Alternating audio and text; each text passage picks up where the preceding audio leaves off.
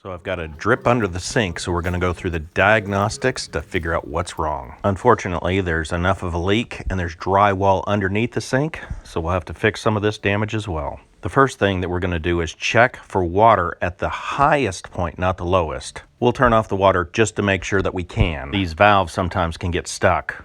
This is one of the quarter turn valves, so it's nice, and we'll make sure that we stop any extra flow into the bucket. As I feel above the shutoff valve, I can feel water above it, especially when I turn the valve back on and run the sink.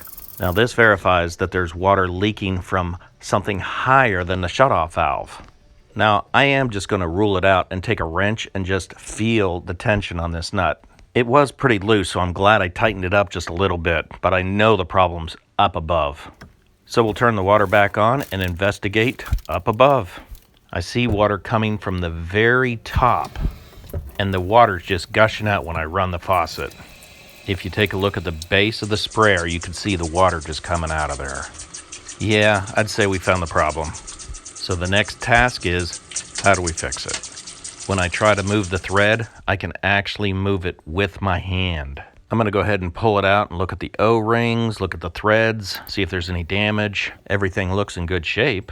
When I get it all put together, I'm going to take a fork and just see if this moves. It moves, but it's really tight. The fork is actually too thick to get in there.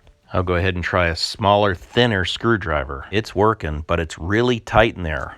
Now, I'm sure there's some specialty tool that they have at the factory, but I don't have it here. I'll try to get it as tight as I can with this thin little screwdriver. Now I'm going to make sure it's nice and snug with this pick and this little hammer. I want to make sure it's nice and snug because it's really hard to get at this. And I do not want this just coming unloose again.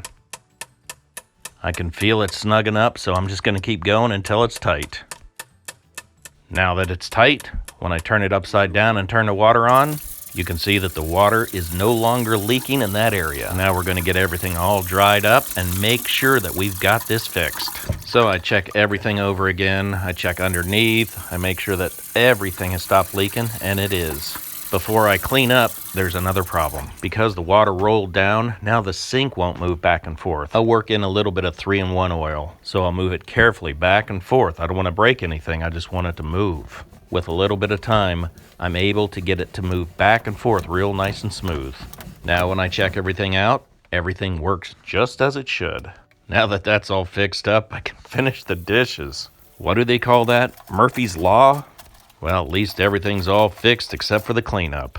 Of course, the job isn't done until the cleanup's done. So if you have a faucet that's leaking, here's a couple more ideas that you can check. These spray faucets are becoming a lot more popular these days, so you may have a problem like this. But if you do, you know that it's a pretty straightforward fix. Well, I really appreciate your time, and thanks for watching.